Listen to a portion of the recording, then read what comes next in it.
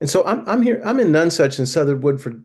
Where are you, Teresa and Kevin? Where are you all from? Where are you right now, I should say? I am in Knox County, so I'm very close to Pineville. Oh, nice. Yeah, Yep, I'm in Lexington. nice, nice. So we got a good variety there. And it looks like we've got some folks in there. I think we can probably go ahead and start. Do we want to introduce ourselves really quick before we jump right into it? I can start. I'm Wes Blake, and I'm a writer in Kentucky, and we're talking today about my debut book, Pineville Trace. I'm Kevin Nance. I am a writer, also a poet, and in Lexington. And I'm co-host with Jay McCoy of a show on Radio Lex called Kentucky Writers Roundtable, and we interviewed Wes on the show couple of months ago. Mhm. And I'm Teresa Brock, and from Kentucky, the southeastern part of the state, and I am your reader representative with all the questions. Well, thank you so much for doing this. And it looks like it looks like some folks have kind of joined now. So thanks everybody for joining us.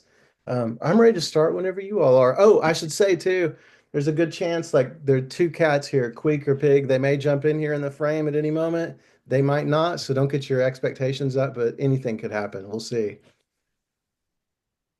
And also, I don't see anybody chiming in on the chat. So if you don't see, if for those who are looking at, if you don't see the chat option, if you'll use your cursor and kind of float down on the bottom of the screen, a little black bar will come across the top where it has the chat option. Click that chat option so it'll come up on the right side of your screen, and that way you can introduce yourselves and then leave questions that you have for Wes as we go on.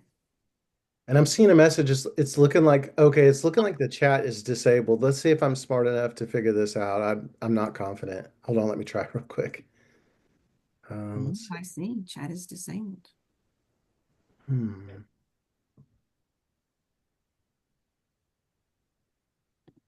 Well, how about the Q&A? Is the Q&A working? Is can someone try to ask a question under there's a Q&A box. It looks like folks were able to chime in there. Okay, I guess let's use the Q&A instead of the yeah, I'm seeing folks kind of join in there. Okay.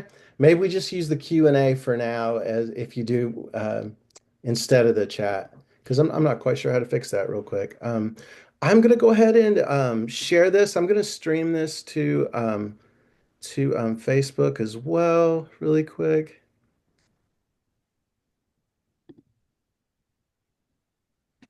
Okay.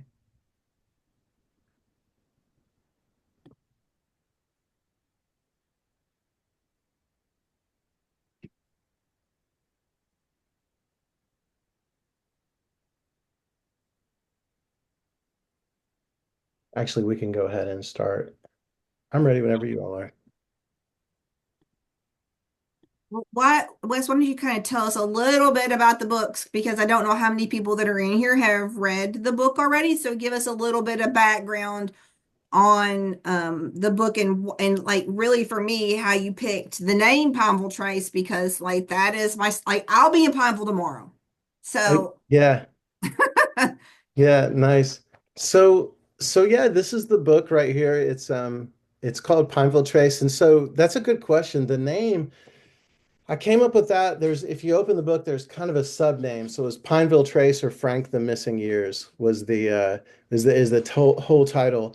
But when this story really came from that area around Pineville and Pine Mountain, and this first book about this character Frank, he wound up in a minimum security prison there. For folks that haven't read it, Frank's a by the time this book starts, Frank's a former revival preacher, and he's in a minimum security prison.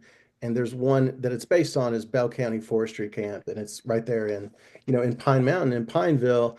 And so I went there. I wrote the book and I went there. I was there for work. I was traveling and I just love that place. That place really struck me. The history of that place, Cumberland Gap is right there. It's a really beautiful place. It looks a lot like the Pacific Northwest. And so that place really struck me. I love the name of it.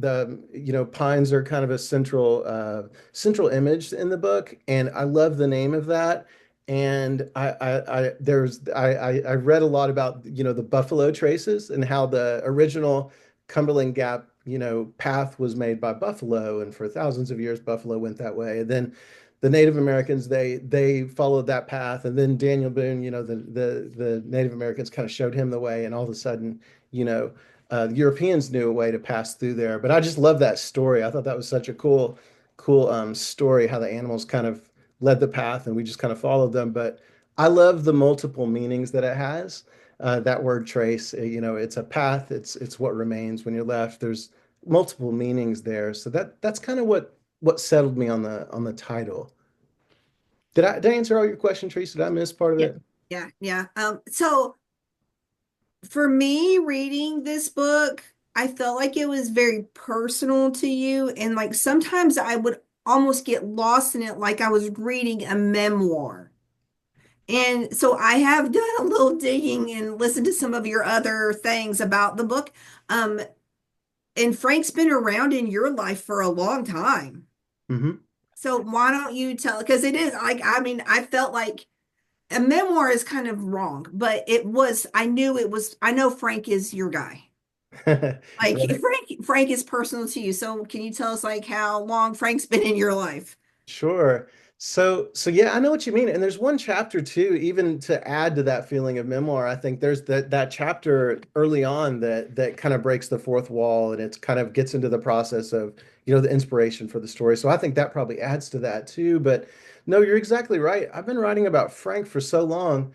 I started writing about Frank in 2014. So I tell this story a lot because it's a big part of, the inspiration for this. But when I first went to, I was a high school English teacher at West Jessamine High School in Jessamine County, and I was considering, joining the Bluegrass Writers Studio, the MFA program at EKU, Eastern Kentucky University. And so I did join, and the first thing that they had going on, the first event, the first classes that I took were it was a summer residency in Portugal.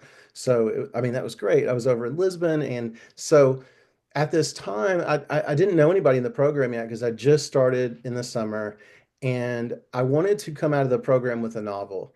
And so I was doing a lot of soul searching about what my novel would be, who my character would be.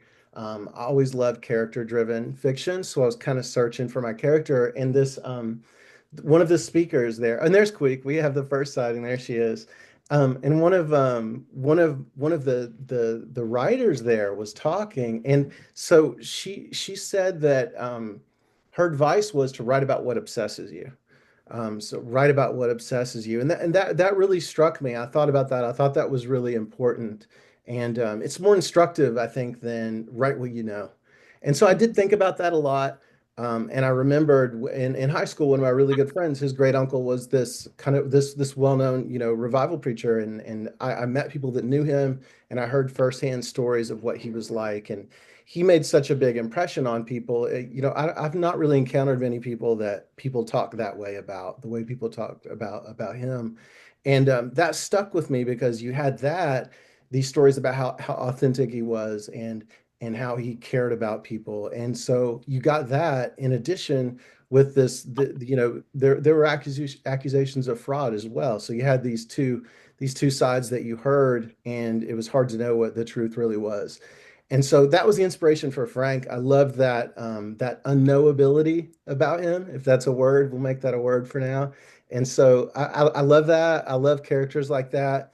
And so that was my character at that point. I wanted to the Frank was inspired by that real life person, but I wanted to explore somebody that's really unknown and kind of figure out who he is. And writing my first novel and Pineville Trace have just continued to be a process of figuring out who he is. So he does feel like a friend of mine to some. He really does. It's kind of weird, but I've been writing about him so long. Yeah. What did you, these, when you were writing about him before, these were short stories? When I was writing about him before, they were, that's a really good question, Kevin. So for whatever reason, these stories about Frank wind up being these weird mixed genre, um, mixed form, I should say, mixed forms. So the novel is called Antenna, and so it was a novel in stories. So kind of like Pineville Trace is, I call it a novella in flash fiction, where it's a novella, but the individual chapters are designed to stand alone. That Antenna novel, it's the same way. It's a novel, but it's designed so that the chapters, stand alone as well. So that's What was happening in those stories? What was going on with Frank? So those stories in Antenna, one of them was published in Louisiana Literature Journal, for example, and it's called A Sword of Miracle, is that story. And so in that story, he's very young. He's just starting he's figuring out making his name as a revival preacher. And in that story, like the main actions is centered around he meets this woman who's legitimately dying, and she kind of has this moment talking with her, and he's kind of confronted by, how much of what he's doing is real and what are his limitations. He's But specifically, you haven't used the term faith healer, but that's what he is. He's a yes. faith healer. Absolutely. Absolutely, Kevin. Yes. Yep, he absolutely is. And so it just follows him. The book is really him making a name for himself. And there's a point where the trajectory of his life changes quite a bit when he goes on the radio, right? And he has a radio show that's broadcast, at this border blaster antenna in Texas that doesn't have to follow the FCC rules because it's across the border. And so he really builds his following a lot. And it kind of follows him and his brother Henry throughout that journey of making a name for themselves in the world and finding some success and just kind of riding that and seeing where it goes.